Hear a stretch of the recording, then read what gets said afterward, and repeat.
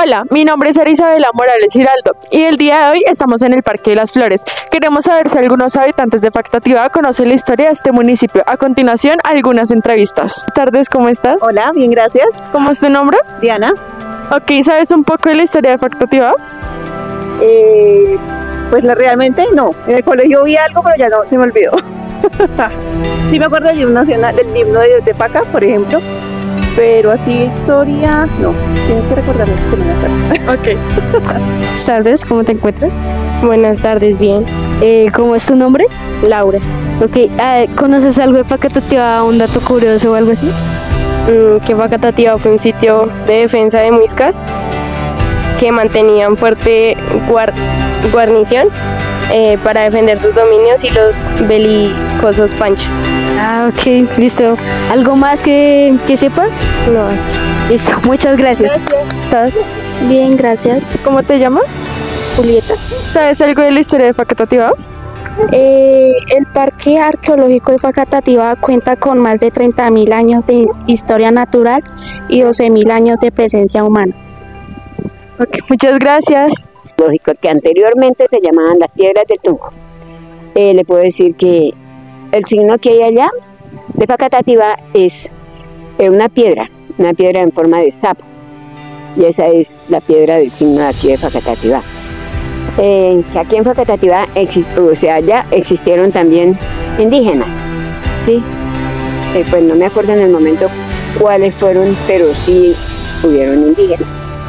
Y que, pues, dicen que hay un túnel que comunica del Parque Arqueológico a la Virgen de la Roca. Y pues hay partes donde hay unas partes, digamos, donde uno se puede entrar debajo de las piedras para uno guarecerse, por ejemplo, de la lluvia o así. Hay piedras grandes ahí que salen, por ejemplo, frente a la piedra que hay, la piedra del sapo.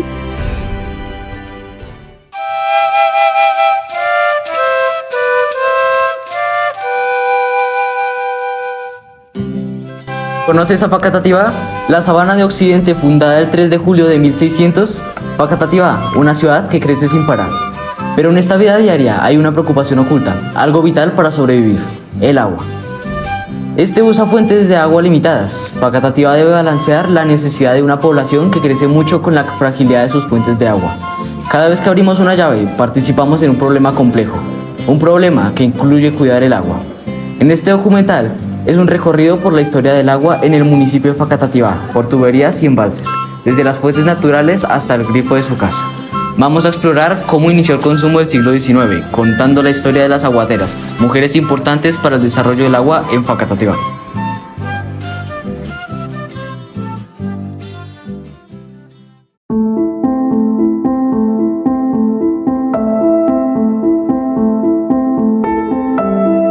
En Facatativá del siglo XIX aún no existía el acueducto urbano.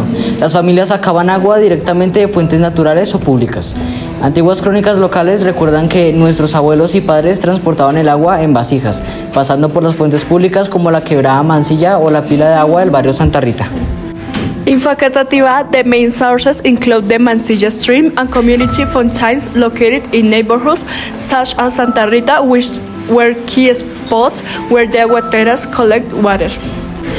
The construction of a fountain in the main square, followed by efforts to build an aqueduct and more advanced systems, reduced the need for the aguateras work with urban progress and new infrastructure. In the late 19th and early 20th centuries, their activity declined or changed as water supply became centralized.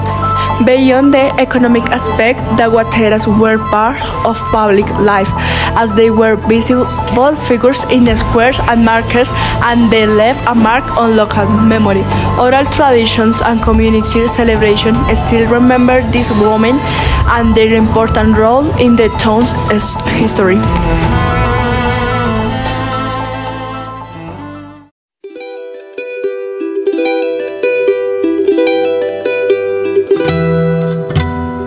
Un pueblo en crecimiento, donde el agua era un recurso vital.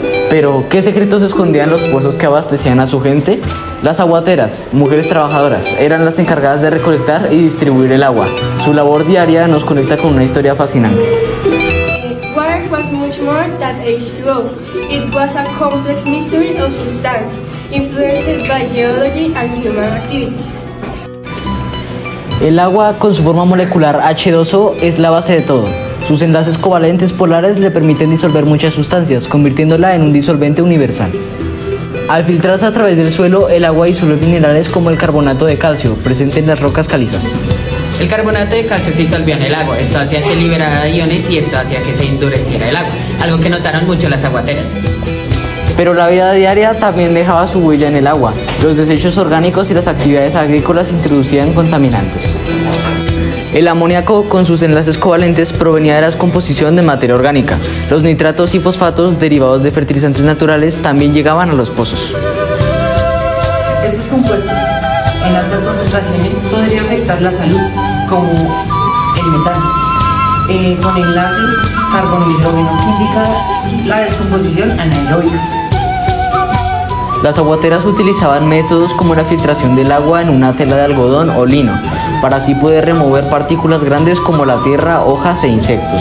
Después de este proceso, las mujeres recogían el agua que había filtrada en un recipiente aparte.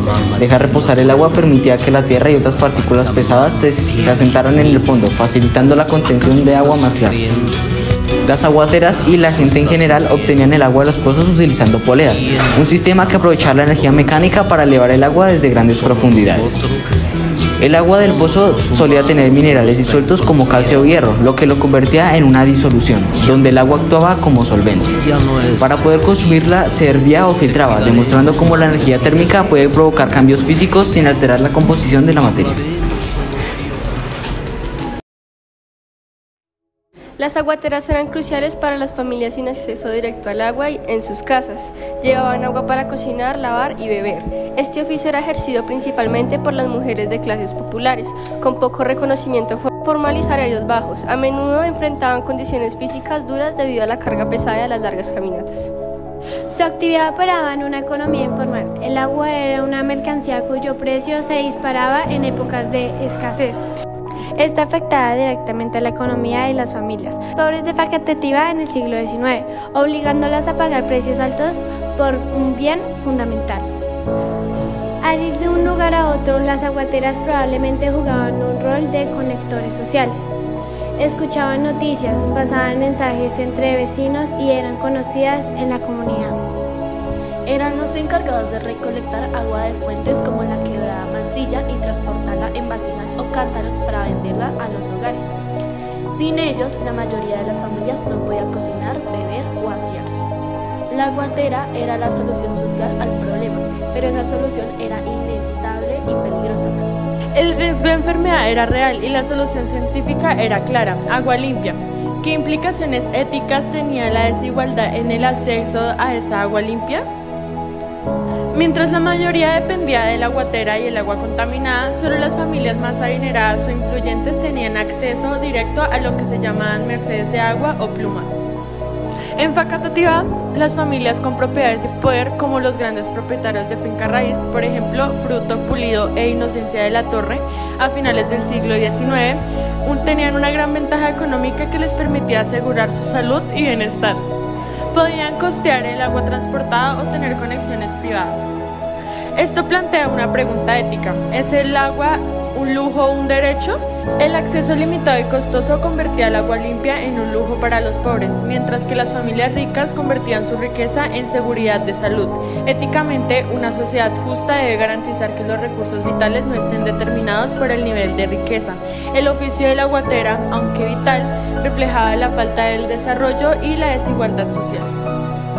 La historia de Facatativá nos muestra cómo la ética, la ciencia y la economía se cruzan. El problema ético es la desigualdad de acceso de agua limpia, la solución científica de John Snow y la microbiología, y la respuesta social del oficio precavido de la aguatera. La presión de la enfermedad y la necesidad, que afectaba más a las familias de bajos recursos, obligó a las ciudades a modernizarse. La eventual construcción de acueducto del siglo XX no fue solo una obra de ingeniería, sino un triunfo en la salud pública y un paso hacia una mayor justicia social en Facatativá, poniendo fin a una era precaria.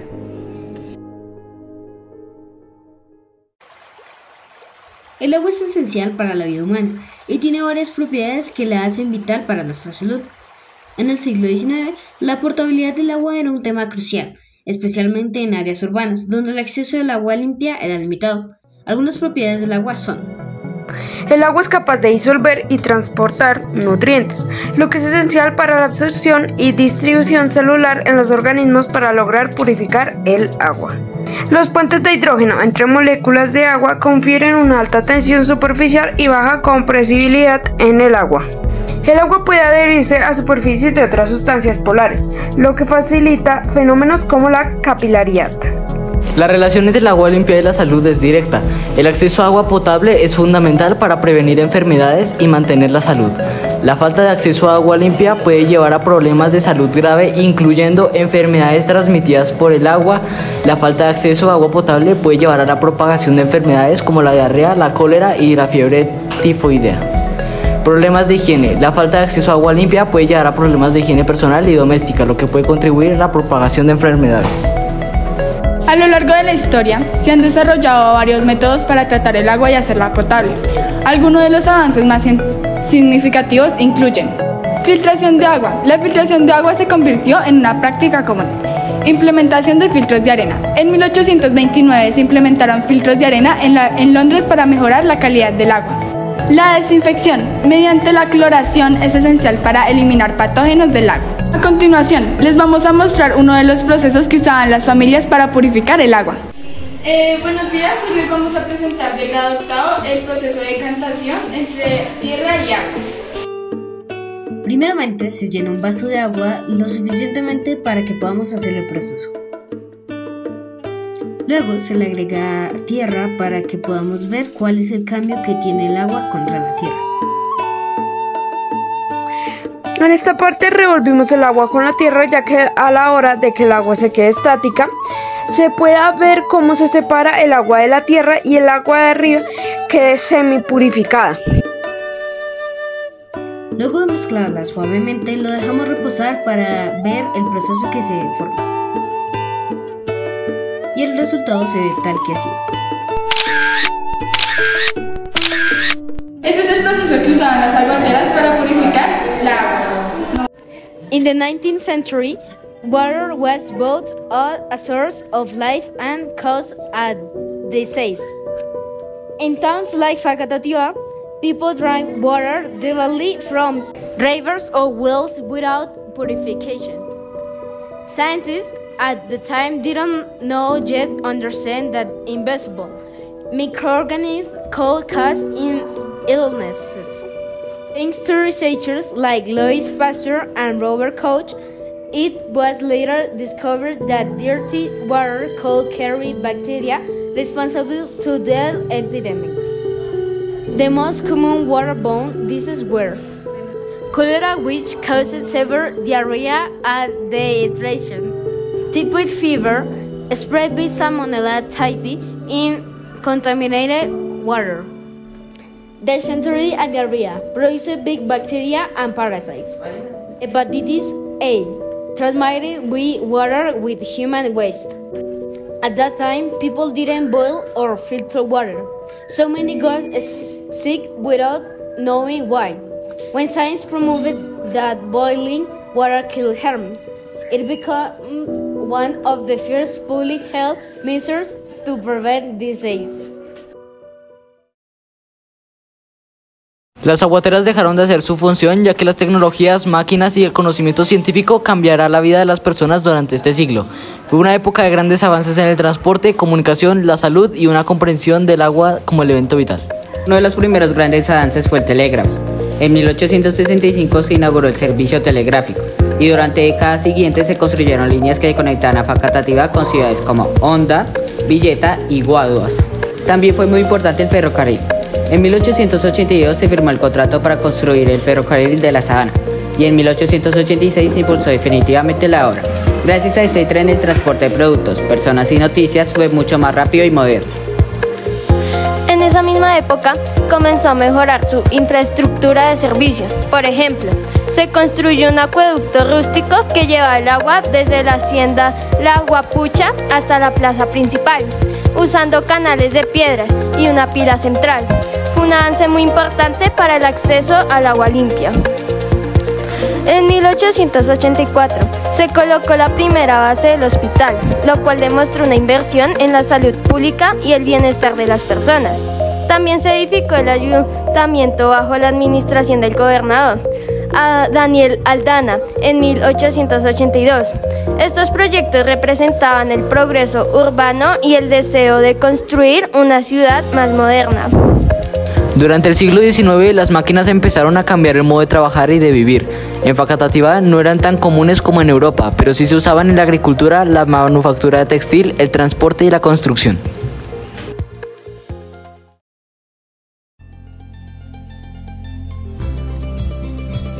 La historia del agua en Facatativá durante el siglo XIX refleja cómo la ciencia, la sociedad y la tecnología se entrelazan en el desarrollo humano. Las aguateras, símbolo de esfuerzo y resiliencia, fueron fundamentales para garantizar el acceso al agua en una época sin acueductos, cuando hervir o filtrar agua era la única defensa contra enfermedades invisibles.